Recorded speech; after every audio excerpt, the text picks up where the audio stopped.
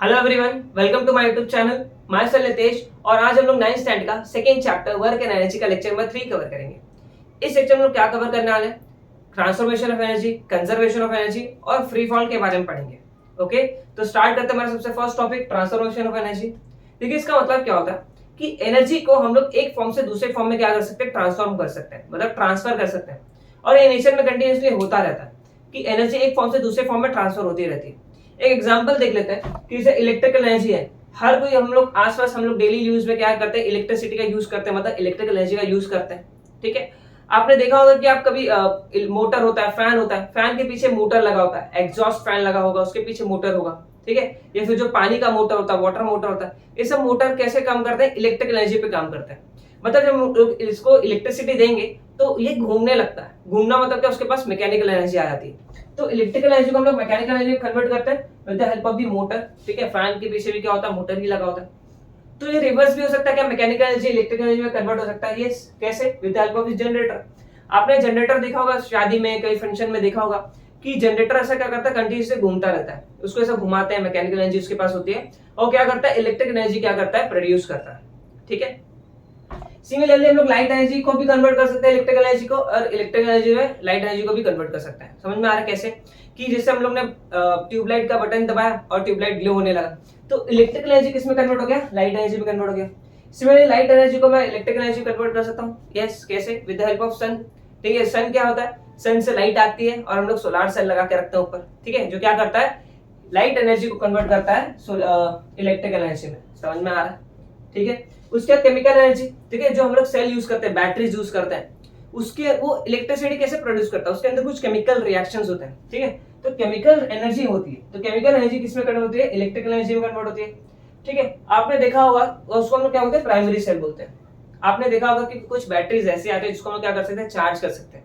जैसे हमारे फोन की बैटरी, ठीक है, वो क्या होती है? सेकेंडरी सेल होती है। मतलब हम लोग उसको जब इलेक्ट्रिकल एनर्जी देते हैं तो अगेन उसके अंदर क्या होती है? केमिकल एनर्जी प्रोड्यूस होती रहती है। समझ में आ रहा है? तो अभी क्या हो रहा है? Transfer of energy. Similarly energy, electric energy sound energy में कन्वर्ट हो सकता है। यस, कैसे? With the help of loud speaker. मैंने स्पीकर लाया, उसको इलेक्ट्रिक एनर्जी दी और वो साउंड एम्पलीफाई करने लगा। सिमिलरली साउंड एनर्जी को मैं इलेक्ट्रिक एनर्जी में कन्वर्ट कर सकता हूँ। यस, देखिए माइक्रोफोन, ये जो माइक्रोफोन मैंने यूज किया, ये साउंड एनर्जी को क्या कर रहा है? वायर्स के थ्रू इलेक्ट्रिकल एनर्जी के फॉर्म में कन्वर्ट कर रहा है। ठीक है, लास्ट है हमारा हीट एनर्जी। ठीक है, बहुत सारे एग्जांपल्स हम लोग यहाँ पे कुछ लिमिटेड एग्जांपल्स नहीं है बुक में। ठीक है, हीट एनर्जी, जैसे कि हम लोग हीटर ले लेते हैं। ठीक है, यहाँ पे हीटर। ठीक है, तो जब मैं हीट कर इलेक्ट्रिक एनर्जी दूंगा हीटर को, हीटर देखा होगा अपने, पानी गर्म करने का हीटर होता है, खाना गर्म करने का। ठीक है, तो वो क्या होता है? इलेक्ट्रिक एनर्जी क्या करता है? हीट करता है और उसको, हीटर को हीट होता है, वो इलेक्ट्रिक हीट एनर्जी रिलीज करता है। सिमिलरली हीट एनर्जी क्या कर सकते हैं हम लोग? इलेक्ट्रिक एनर्जी में कन्वर्ट कर सकते हैं। ठीक है, अभी देखिए थर्मोकपल नाम का एक इंस्ट्रूमेंट होता है जो हीट एनर्जी को मेजर करता है। जैसे आपने देखा होगा ऐसे एक डिवाइस होता है जहाँ पे ऐसे रीडिंग्स दिखती है। ठीक है, और यहाँ पे ऐसे आपको ऐसे दिखेगा, घुमाने का ऐसे दो वायर्स होंगे, आप इसे टच करते हैं। ठीक है, वो टेम्परेचर मेजर करता है और इलेक्ट्रिकल फॉर्म में सिग्नल्स को ट्रांसफर करके हम लोग यहाँ पे डिजिटली टेम्परेचर काउंट करके दिखाता है। ठीक है, तो ये भी ट्रांसफर ऑफ एनर्जी। अब देखिए मैं बोल रहा हूँ, मेरा साउंड एनर्जी आप तक पहुंच रहा है, कैसे? मेरी साउंड एनर्जी पहले इलेक्ट्रिकल एनर्जी फॉर्म में कन्वर्ट हो रही है, फिर ये फोन से इलेक्ट्रोमैग्नेटिक रेडिएशन के फॉर्म में क्या हो रहा है? रिलीज हो रहा है, फिर आपके फोन तक आ रहा है, फिर वो electric energy to sound energy वापस कन्वर्ट हो रहा है। मतलब कंटिन्यूसली एनर्जी का क्या हो रहा है? कन्वर्जन होते जा रहा है, ट्रांसफर होते जा रहा है एक फॉर्म से दूसरे फॉर्म तक। क्लियर है? ठीक है, तो अभी हम लोग उसके बाद पढ़ते हैं conservation of energy. Conservation of energy,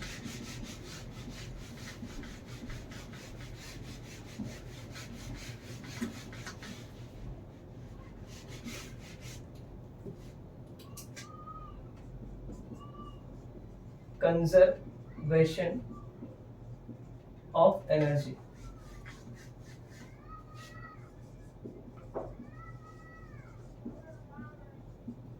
देखिए कंजर्वेशन ऑफ एनर्जी, अगर मैं इसका डेफिनेशन लिखूं, स्टेटमेंट लिखूं, तो क्या होता है? Energy, energy neither be created, neither be created nor be destroyed, nor be destroyed. It can transfer, it can transfer from one form to another. मतलब क्या हुआ इसका कि मैं एनर्जी ना ही बना सकता हूं ना ही उसको डिस्ट्रॉय कर सकता हूं। सर अभी तो हम लोग ने देखा एनर्जी बनती है, इलेक्ट्रिक एनर्जी बना, मैकेनिकल एनर्जी बना, ये एनर्जी बन नहीं रहा है, ये एनर्जी कन्वर्ट हो रहा है। समझ में आ रहा है? ट्रांसफर हो रहा है, electrical energy to mechanical energy, heat energy, ये कन्वर्ट हो रहा है, ट्रांसफर हो रहा है। ये हम लोग प्रोड्यूस नहीं कर रहे हैं। मैं किसी भी एनर्जी को डिस्ट्रॉय नहीं कर सकता कि हाँ उस एनर्जी को मैं डिस्ट्रॉय कर सकूं। ठीक है, तो ये स्टेटमेंट क्या है, बहुत ही ऑनेस्ट है, बहुत ही फैक्ट है। ये स्टेटमेंट एकदम करेक्ट है। देखिए क्या है, एनर्जी कभी भी डिस्ट्रॉय नहीं कर सकते, ना ही एनर्जी कभी बना सकते हैं। ठीक है, मतलब कि यूनिवर्स में जितनी एनर्जी होगी वो कांस्टेंट होगी। मतलब नेचर ने जो भी एनर्जी बनाई है, इसको जब यूनिवर्स हमारा बना होगा तो उसमें जो भी एनर्जी निकली थी वो एनर्जी अभी भी नेचर में क्या है, यूनिवर्स में क्या है, कांस्टेंट है।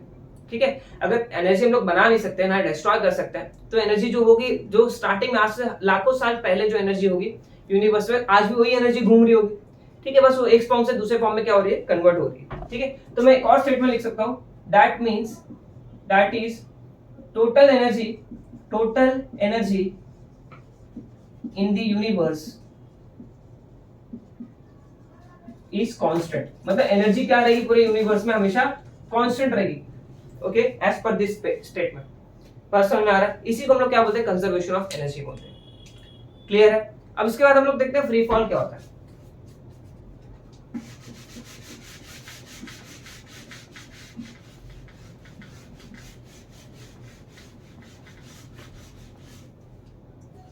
देखिए फ्री फॉल, अगर मैं फ्री फॉल का स्टेटमेंट लिखूं, free fall,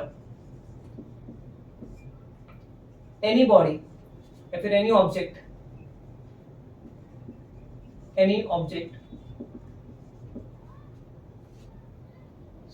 falling solely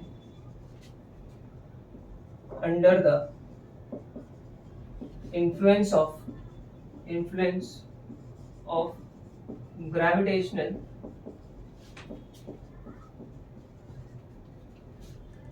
force, then it is said to be body is in free fall or falling freely। ठीक है, मतलब क्या हुआ इसका कि कोई भी बॉडी अगर खाली ग्रेविटेशन फोर्स के इन्फ्लुएंस में ही मोशन कर रही, गिर रही है, उसके ऊपर ग्रेविटेशन फोर्स भी खाली लग रहा है, तो उसको हम लोग क्या बोलते हैं, फ्री फॉल बोलते हैं। जैसे इस ऑब्जेक्ट को मैं क्या करता हूँ, कुछ हाइट से ऐसे रिलीज करता हूँ, तो क्या होगा, ऐसे नीचे गिर रहा है, क्यों, बिकॉज ऑफ ग्रेविटेशन फोर्स। इसके ऊपर और भी फोर्सेस लग रहे हैं, एयर रेजिस्टेंस, तो हम लोग यहाँ फिलहाल इसको इग्नोर करते हैं।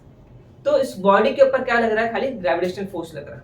ठीक है, तो उसके ग्रेविटेशन फोर्स लग रहा था, उसको हम लोग क्या बोलेंगे, बॉडी कैसे है, फ्री फॉल कंडीशन में। ठीक है, फिर फ्रीली फॉल हो रहा है।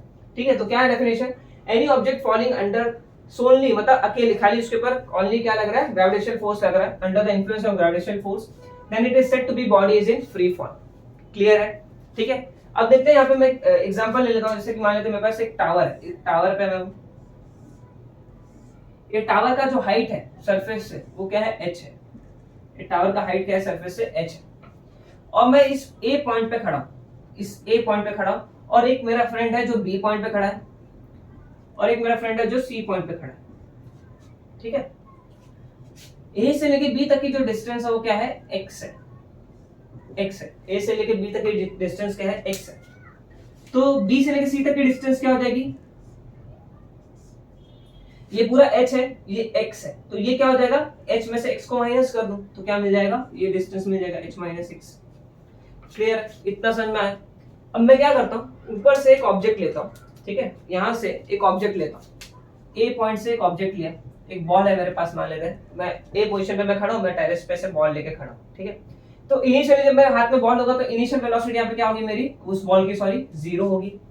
ठीक है, जब ये बॉल मैं नीचे रिलीज करूंगा, या फिर इस पॉइंट पे मैं देखता हूं कि टोटल एनर्जी जब इस पॉइंट पे एट पॉइंट ए मैं क्या देखता हूं, टोटल एनर्जी क्या होगी पार्टिकल की। ठीक है, पार्टिकल की मतलब इस बॉल की टोटल एनर्जी कितनी होगी, टोटल एनर्जी का मतलब क्या, उसके पास काइनेटिक एनर्जी कितनी है और पोटेंशियल एनर्जी कितनी है, उसी को हम लोग दोनों के एडिशन को हम लोग क्या बोलते हैं, टोटल एनर्जी। टोटल एनर्जी का फॉर्मूला क्या होता है, kinetic energy plus potential energy.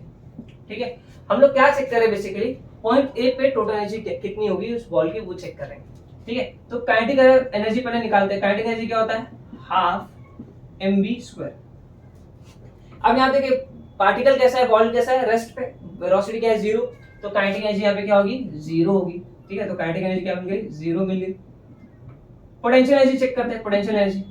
ठीक है, पोटेंशियल एनर्जी क्या होता है mgh। m क्या है, बॉल का मास क्या है m है, मान लेते हैं बॉल की मास क्या है m, 0 अर्थ का जी नहीं लगेगा और ये h हाइट पे तो h भी सेम, नो पोटेंशियल एनर्जी कितने आ गए mgh। ठीक है, अब मेरे पास ये दोनों काइनेटिक एनर्जी की वैल्यू मिल गई, पोटेंशियल एनर्जी की वैल्यू मिल गई, तो टोटल एनर्जी कितनी हो जाएगी therefore kinetic energy plus potential energy कितना होगा, काइनेटिक एनर्जी 0 है, पोटेंशियल एनर्जी mgh है, तो मुझे क्या मिलेगा mgh। तो टोटल एनर्जी मेरी क्या आ गई पॉइंट ए पे, टोटल एनर्जी क्या है मेरी mgh। क्लियर, ठीक है। अब सिमिलरली पॉइंट बी पे देखते हैं, एट पॉइंट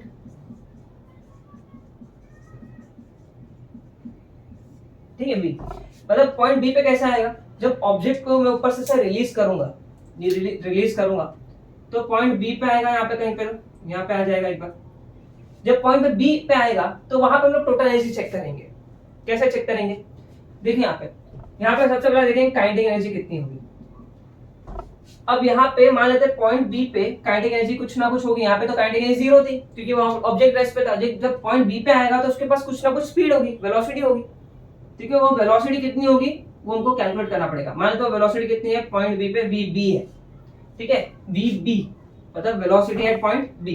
ठीक है, तो क्या हो जाएगा half M V B square. ठीक है, अब मेरे पास ये वी बी नहीं मालूम, मुझे वी बी नहीं पता, तो वी बी कैसे निकालेंगे। ठीक है, हमारे पास 3 काइनेमेटिकल इक्वेशंस है, उसमें से कोई एक यूज करके देखते हैं। जैसे हम लोग यूज करते हैं v is equal to u plus at। ठीक है, टाइम मुझे पता है क्या, टाइम भी नहीं पता, तो टाइम नहीं पता तो अगेन मैं क्या करूंगा, ये इक्वेशन यूज नहीं करूंगा। ठीक है, तो मैं यहाँ पे क्या यूज करता हूँ, v square is equal to since v square is equal to u square plus 2as। ठीक है, मुझे इनिशियल वेलोसिटी पता है, एक्सेलरेशन पता है और s भी पता है, डिस्प्लेसमेंट पता है मुझे। ठीक है, ये डिस्प्लेसमेंट है मेरा। ठीक है, तो अब v क्या हो जाएगा, v स्क्वायर क्या हो जाएगा, u स्क्वायर, u क्या है 0, तो u तो 0 हो जाएगा, plus is equal to 2 acceleration. यहाँ पे क्या होगा, देखिए जब बॉडी ऊपर से नीचे आएगी तो ये एक्सेलरेशन कौन सा होगा, एक्सेलरेशन ड्यू टू ग्रेविटी होगी। ठीक है, बॉडी ऊपर से नीचे आ रही है तो एक्सेलरेट कर रही है, एक्सेलरेट क्यों कर रही है, बिकॉज ऑफ ग्रेविटेशनल फोर्स। और जब ग्रेविटेशनल फोर्स पे एक्सेलरेट करते हैं तो हम लोग यहाँ पे एक ही वैल्यू क्या लेते हैं g, ये भी क्या है एक्सेलरेशन है, लेकिन एक्सेलरेशन ड्यू टू ग्रेविटी है। ठीक है, और डिस्प्लेसमेंट कितना है यहाँ पे, डिस्प्लेसमेंट a से b तक आने के लिए कितना डिस्प्लेसमेंट है x डिस्टेंस। ठीक है, तो यहाँ पे x since a is equal to g, तो vb क्या हो जाएगा, ये vb स्क्वायर था तो vb क्या हो जाएगा अंडर रूट ऑफ 2gx, या फिर हम लोग vb स्क्वायर ही रहने देते हैं, क्यों, क्योंकि हमको यहाँ पे vb स्क्वायर ही चाहिए ना, तो vb स्क्वायर मिल। देयरफॉर काइनेटिक एनर्जी क्या हो जाएगा मेरा, half m vb square, half m vb square की जगह क्या लिखूंगा मैं 2gx।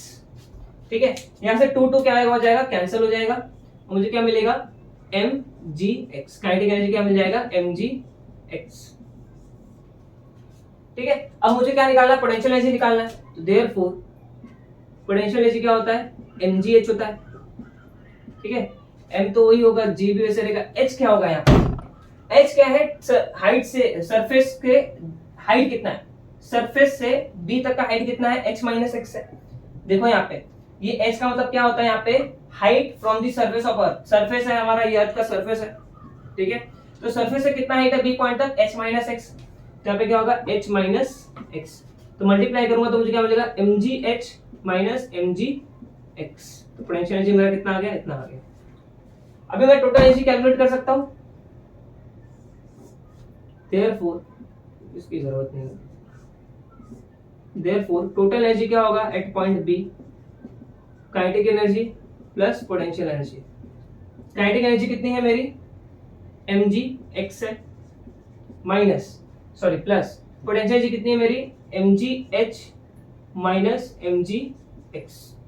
और देखिए यहाँ पे प्लस mgx है, यहाँ पे माइनस mgx है, तो दोनों क्या हो जाएंगे, कैंसिल हो जाएंगे, दोनों क्या होने वाले, कैंसिल होने वाले।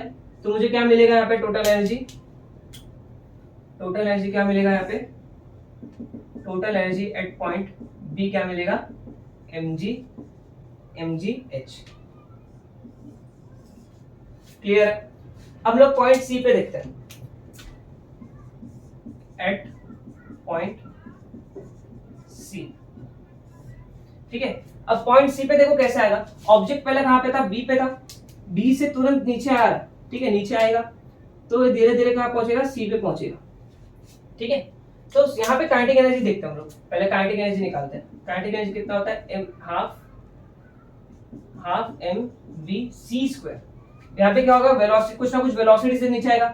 यहाँ पे जो वेलोसिटी की यहाँ पे वही वेलोसिटी हुई क्या, नहीं, क्योंकि पार्टिकल क्या हो रहा है, कंटिन्यू एक्सेलरेट कर रहा है, एक्सेलरेशन ड्यू टू ग्रेविटी अलग है, तो कंटिन्यू क्या कर रहा है, एक्सेलरेट करता है। यहाँ पे वेलोसिटी क्या होगी, यहाँ पे कुछ और होगी, मान लो यहाँ पे वेलोसिटी क्या है, पॉइंट सी पे वीसी है, वेलोसिटी एट पॉइंट सी।